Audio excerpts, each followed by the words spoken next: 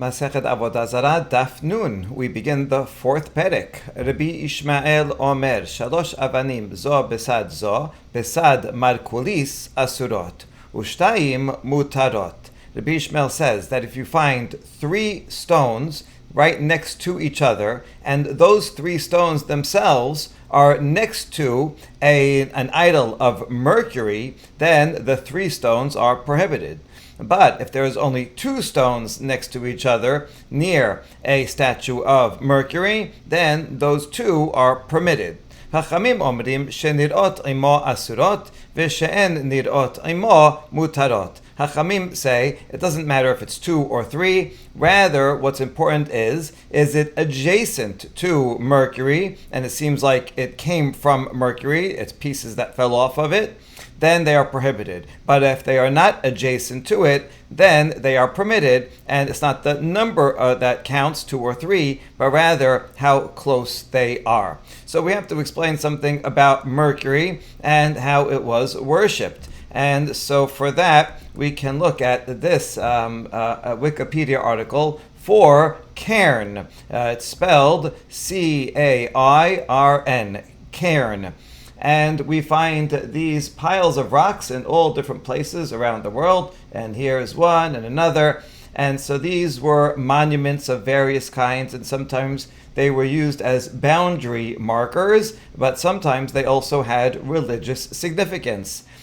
These kinds of cairns were found in the Judean mountains, and in fact the place Gal'ed is one such place. It means Gal, a heap of testimony. And so these were made as a testimony to signify a certain peace treaty or a boundary. However, they are also associated with Greek worship, and in mythology of ancient Greeks, cairns were associated with Hermes. Now, Hermes is the god of overland travel, and himself is associated with the Roman god Mercury. Mercury also is associated with land boundaries, and therefore, one way of worshiping Mercury was in fact to make these boundary markers. So it's not just that it's a boundary marker or a path to show which way to go, or a boundary marker between two areas, but it had religious significance. And furthermore, not only would people build these piles of stones, they might build them in a certain way, in a certain figuration, as the Gemara will explain, but also people would toss stones towards the pile of rocks, and that was a way of worshiping this god. And this might come from a legend where Hermes was put on trial, and then the other gods were jury, and each of them were given pebbles, and they threw them at the person that they thought was guilty, and so they threw them all at Hermes. And so you see that Hermes, which is associated with Mercury, there is some kind of history of throwing rocks at it, and so that might be the origin of the practice that we're going to discuss now. Okay, so this is really fascinating. And so now with the Gemara, we'll discuss further, why would you say, like Rabbi Ishmael, that it depends on the number, two or three, versus why you would say, like Chachamim, that's not the number, but the distance to the main pile of rocks. Bishlama Rabbanan Kasabri Ovdin Lishvarim Nirot Imo Ikalamemar Mine Nafal Asurot and Nirot Imo Mutarot. So we can understand Rabbanan. They follow the opinion that says that fragments of an idol are also worshipped, even though they're only in fragments. We saw yesterday that was a machloket between Rav and Shemuel. And so, if they are seen together with, if they're adjacent to the main idol, pile of rocks, then you can assume that it fell off of that main pile, which was an idol, and it is prohibited. But if they're not adjacent to it, then maybe it's just a rock on the side of the road, and therefore those rocks would be permitted. So that makes a lot of sense. Ela Rabbi Ishmael, my kasabar. But Rabbi Ishmael, why would he say it depends on the number? If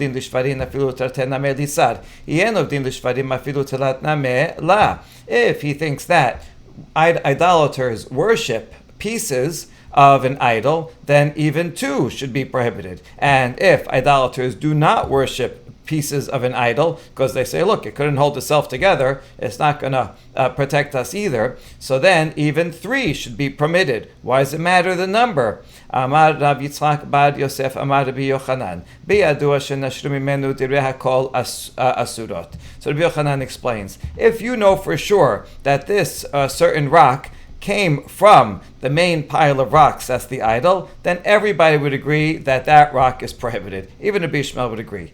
And even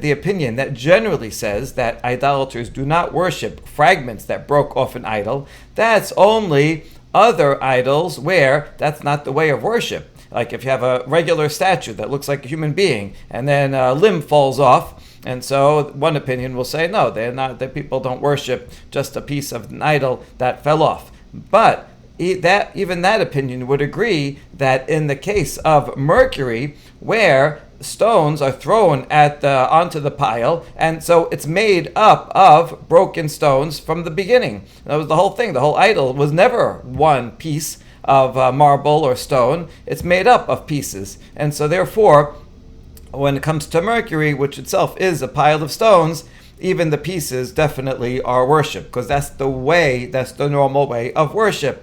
So therefore, everybody would agree regarding that case. Ki pelige bistama, but rather where you don't know where the stones came from. If it's clear that it came from there, then it would be prohibited. If it's clear that it's just a regular stone on the side of the road that was never part of the pile, it clearly would be permitted. But if it's somewhere in between and it's not clear. If it's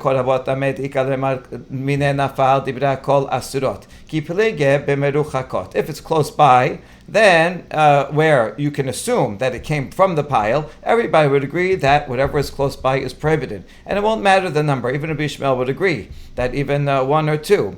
But rather, the argument is when they're not so close, they're somewhat a little bit distant. Hold on, Mishnah said next to Mercury, so doesn't that mean that they're arguing in a case where it's adjacent? My besad arba amot ideh. When we say besad next to, we mean on the side 4 cubits away. So if it's very close to Mercury, everybody will agree that those stones are prohibited. If it's very far, everybody would agree that those are not associated and therefore permitted. But the machloket is when it's within about 4 amot away from the main pile of stones. Rabbi Ishmael Savar, Osin markolis katan besad markolis gadol. Shalosh tedamyan markolis asurot. Shetayim mutarot. Rabbi Ishmael says that people would make a small Mercury structure next to the big one. So you have a big pile of stones, that's the main thing. And then people would go and make a little one, and they might make it like 4 amot away. Now, a pile has to be at least 3. So they would make 3 stones, they put 2 next to each other and 1 on top, so you have a little structure. So then that's clear that that would be something prohibited. If it's only 2, you don't call 2 stones next to each other a structure. So that's why the Bishma makes a distinction between 2 and 3. However, the rabbis say that the Mercury worshippers do not make little statues next to the big ones. All we care about is the big one and any stones that might have fell off of the big pile and rolled away. And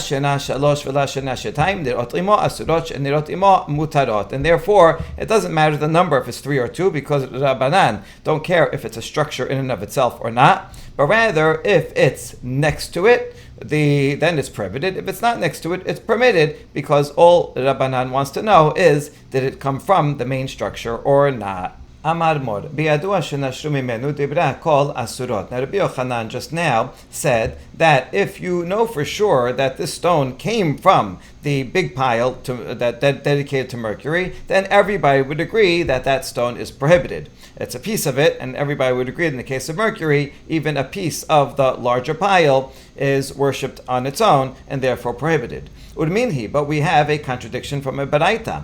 Avanim shenashru min hamarkolis nirot imo asurot, shen nirot imo mutarot. It says that a stone that fell off of the idol of Mercury, if it's next to it, it's prohibited. If it's not next to it, then it's permitted. that's the question is right from there. We continue to read the whole Baraita.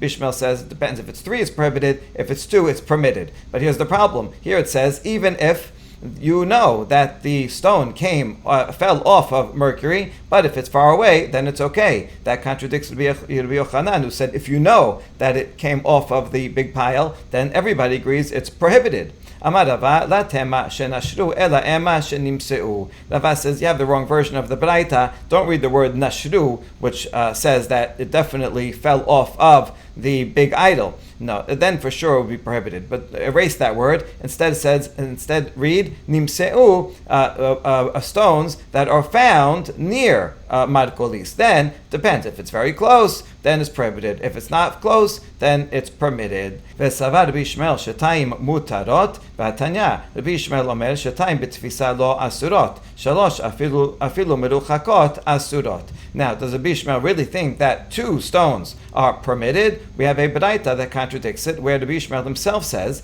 that if you have 2 stones in one area, they are prohibited. And if you have 3 stones, even if they are at a distance, they are also prohibited. The difference between 2 and 3 is just if they're close, then 2 are prohibited, and 3, even if they're far, are prohibited. But here you see that 2 stones, that if they're close by, are prohibited, and that seems to contradict the Mishnah, where the Bishmael says 2 stones are permitted. Amar Rava lakashya, kan betifisa achat, kan b'shte tifisot, vechidame tika goba bene ubene. Rava says there's no contradiction. The Baraita is talking about when they're very close to each other, then even Rabbi Yishmael would agree that they're prohibited. But the Mishnah is talking about when they're on 2 different areas. And what does that mean, 2 areas? That they're on 2 different elevations. So if the rocks are in a different elevation, like there's a little hill between the main pile of rocks and these 2 rocks, then it's clear that they did not fall off, they did not come from there. And so then they would be permitted if they're on different elevations, different areas. But if it's in the same area, then even 2 are prohibited. And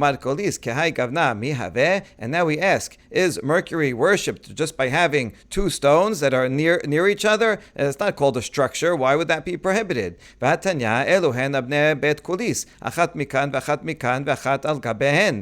a Baraita that says that this is the way to structure stones for Mercury. You have to put one here and one there and one on top. You have to make a little structure with at least 3 stones. And therefore, if you just have a couple of stones adjacent, so that should not be considered an idol that would be prohibited to Mercury. That's not how it's done. Rava explains that this Baraita is talking about the main pile that's dedicated to Mercury. Yeah, you need a main pile. This is the main idol. So that one has to be at least 3 stones in a structure that rises up like that. But the side ones, the ones that fell off, or the ones that are thrown at it, or the ones that are put nearby, those can be simpler structures with just a couple of stones nearby, and it doesn't have to be a full structure as long as they are near the main one that is bigger. Beyanai Malka Haruf Atu Goyim Okimu Be Markolis. And that was a story about the house of King Yanai, which was destroyed. And then some idolaters came and they took some of those stones and they turned it into an idol for Mercury. Atu Goyim Acharine de la Palche le Markolis Shaklinu Vechipu Bahem Derachim Us Trataot. And then another group of non-Jews came and those did not worship Mercury. So they didn't care about this idol to Mercury. Instead, they took these stones and they reused them to pave paths and streets with them because they didn't consider them to be holy or special. Now, what's the status of that street? Some rabbis withdrew from the path and they said, well, these stones were once upon a time used for a statue to Mercury, and therefore we cannot get any benefit out of them. But the other rabbi said, no, but now these other non-Jews came and turned it into a street, and therefore it's permitted. Amar Rabbi Yochanan, Benan shel kedoshim halech alehen ve'ana nifrosh mehen. Rabbi Yochanan says it's permitted to walk on the street. Even the son of a holy one walks on them. Are we holier than that person? We should withdraw from them. Man nihu benan shel kedoshim. Who are these? Who is the son of the holy ones? Rabbi Menachem ben Rabbi Simai. It's Rabbi Menachem, the son of Rabbi Simai. V'amai karu le benan shel kedoshim. Why is he called the son of a holy one? Ta'afilu besruta dezuzah la mistakel. Because he would not even look at the form on a coin. Sometimes on coins there was a picture of a god or goddess, like the zuz. The word zuz, meaning a coin, a denomination, probably comes from the word Zeus, because there was a picture of Zeus on the coin. So even though you have to use coins, you have to go be able to buy and sell things, but he would never look at the coin in order not even to look at Avoda Zara, even though technically it's permitted to look at it. He wanted to be extra careful, so he's called the son of a holy one. And even he who would stay far away from even looking at idolatry, nevertheless would walk on that road, and therefore it's permitted. Now what's the reasoning of those who say that one should withdraw from the road? Sabar la kihad amar Rav Gidel amar Rav Chia bar Yosef amar Rav minayin letikrovet avodah zara she'en la betela עולמית שנאמר ויסמדו לבעל פאור ויאכלו זבחי מתים. מה מת אין לו בטלה לעולם, אף תקרובת עבודה זרה אין לה בטלה לעולם. Those who prohibit would say, would follow the ruling of Rav Gidel, and who said the name of Rav Chia bar Yosef, who said the name of Rav. Remember Rav Gidel, he's going to come up again. How do you know that something that is offered to idolatry cannot be nullified forever? Which is really interesting. It means an idol itself, the statue, can be nullified by a non-Jew who breaks a piece off and nullifies it in that way, by not treating it not like an idol. So an idol itself can be nullified, but something that is sacrificed to an idol, and in this case we're talking about these stones that would be tossed or built up, tossed as an offering to the idol. So because they are used as an offering to the idol, it cannot be nullified ever. And the source of this is about Bnei Israel, who joined themselves to Baal Peor, and they ate from offerings to the dead.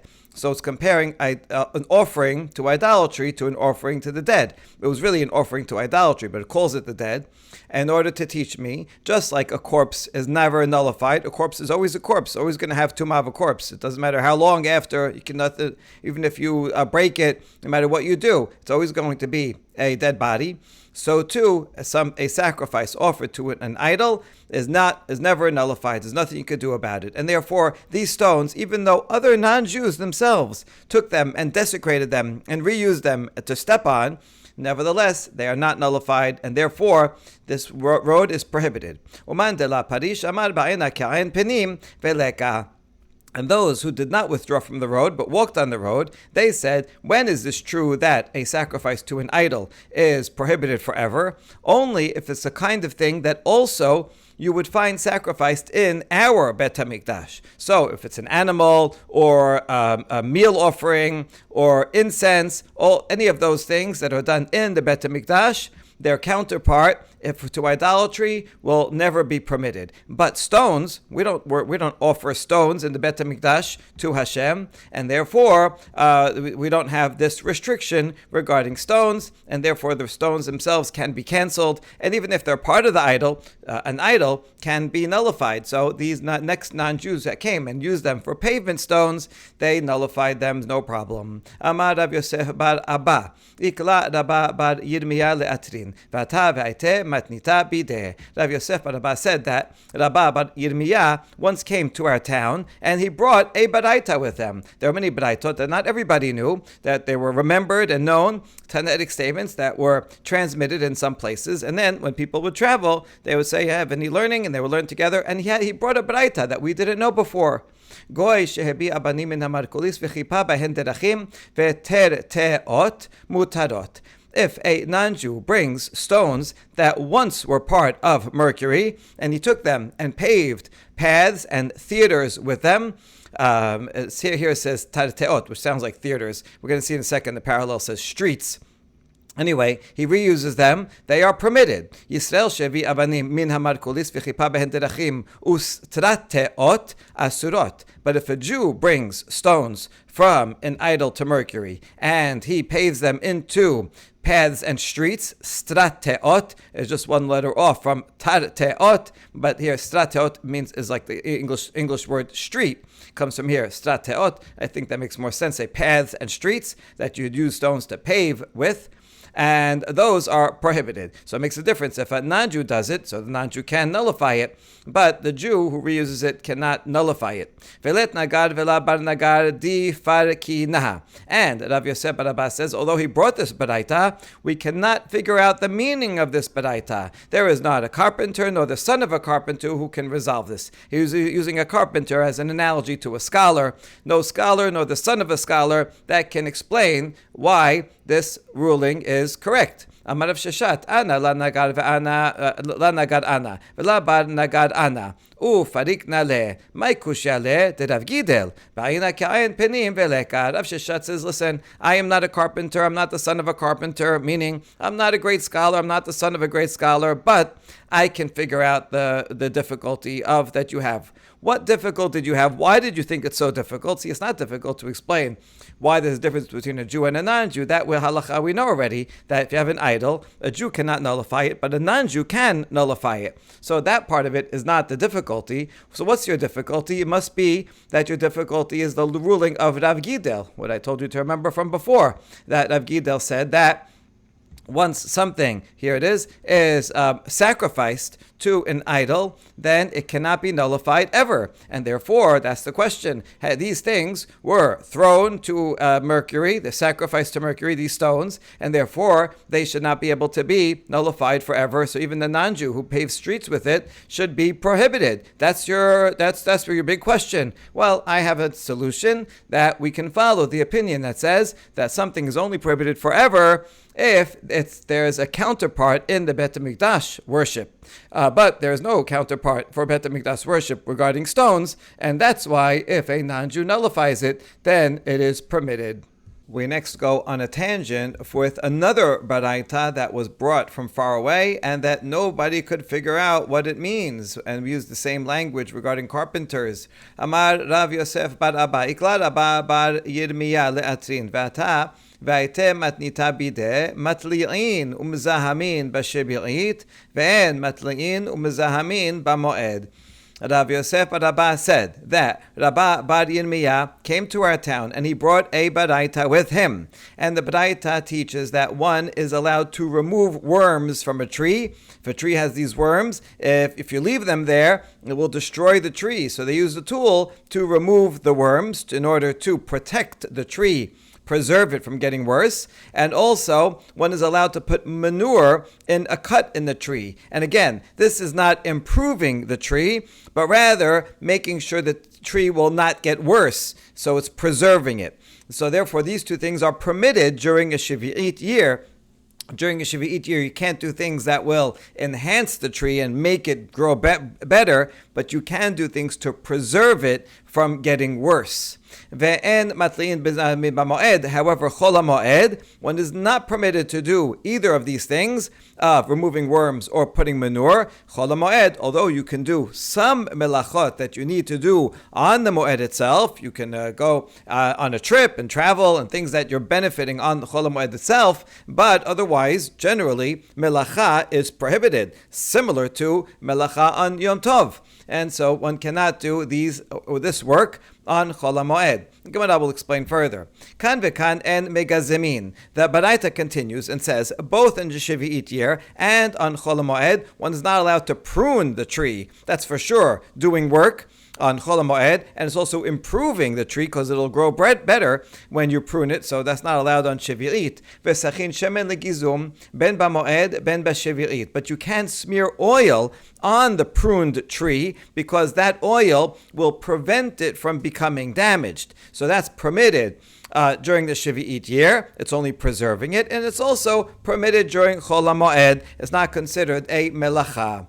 Velet nagar vela bar nagar di farkina. And Rav Yosef bar Abba says there is no carpenter or son of a carpenter who can explain this baraita. Amar Ravina, ana la nagar ana vela bar nagar ana umfarkina la. Ravina says, I'm not a carpenter, I'm not the son of a carpenter, I'm not such a great scholar, but I can resolve the difficulty. What problem do you have?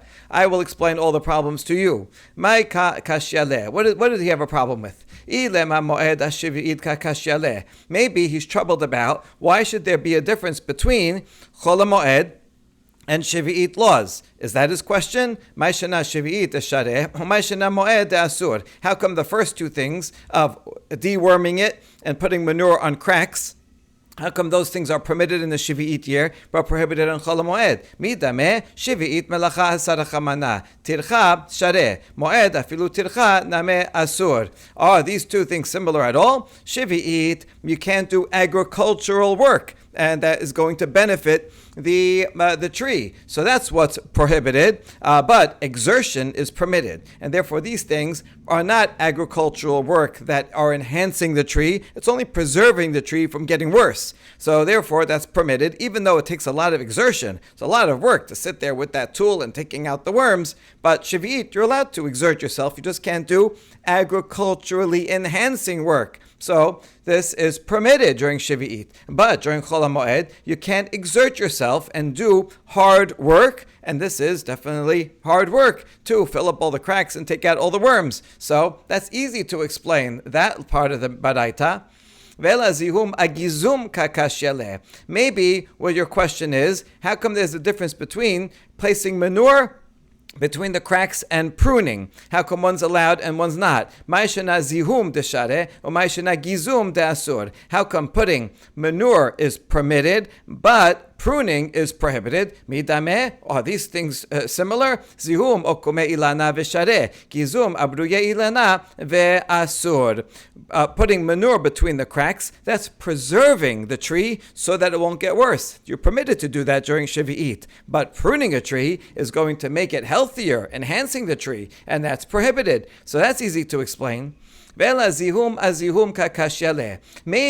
he sees a contradiction between what this Baraita said about placing manure and what another Mishnah said about it. We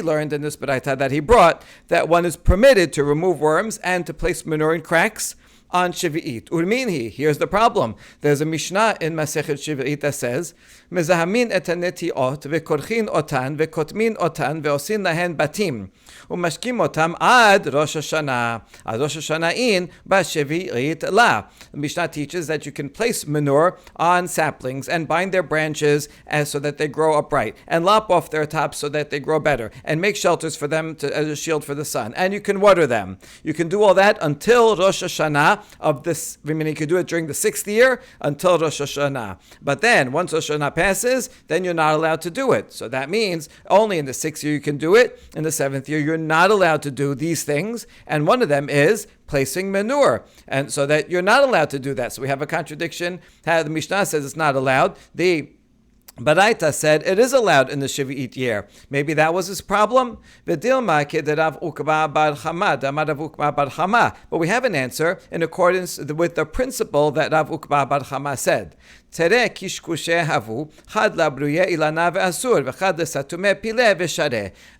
Ukba bar Chama said this in a different context regarding hoeing during a Shavi'it year, and he said there's two kinds of hoeing. Sometimes one does hoeing to enhance a tree's health. That's prohibited because you're making the tree better. Can't do that on Shavi'it.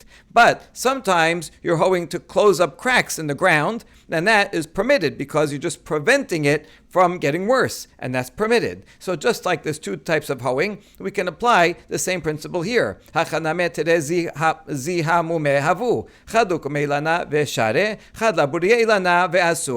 one type of placing manure that preserves the tree. That's what the Baraita was talking about, and that's permitted. There's another type of placing manure that is going to enhance the tree, and that's what the Mishnah was talking about and is prohibited. So, see, I explained that too. Ravina continues.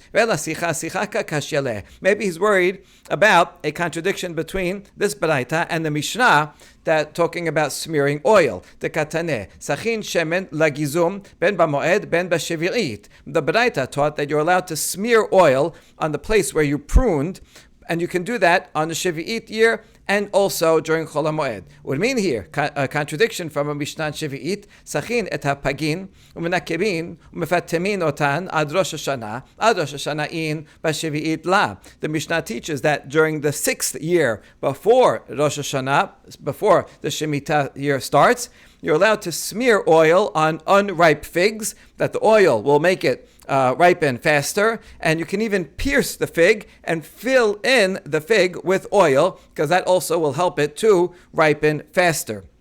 So you can do that during the 6th year, but you cannot do that during the 7th year. So here we have smearing oil. The Baraita said is not allowed, but the Mishnah says, smearing oil, the Baraita says it is allowed in the Shivit year, and this Mishnah says it's not allowed in the Shivit year. Midameh, but these cases are not similar. Hacha kome ilana v'shareh, hatam pitume pera ve'asur. In the case of the Baraita, you're putting oil on the place that was cut by pruning in order to preserve the tree so it won't go bad, and that you're allowed to do on Shivit year. But the oil that you're putting in the figs, that is meant to enhance the fig, make it better, and that you cannot do on Shivit year. So yes, they both have to do with putting oil, but for different purposes, and so that's all easily explainable. Amar le Rav Sama bered Rav Asher le Ravina bar Yirmiyah sicha demoed azihum demoed kakashya le. After all these rejections of Ravina said, I can explain everything in this Baraita. Finally, Rav Sama, the son of Rav Asher, told Ravina that Rabbah bar Yirmiyah, I know what he was troubled with. He was troubled with the comparison between smearing oil on Chol HaMoed, which is permitted, compared to putting manure in cracks on Chol HaMoed, which is prohibited.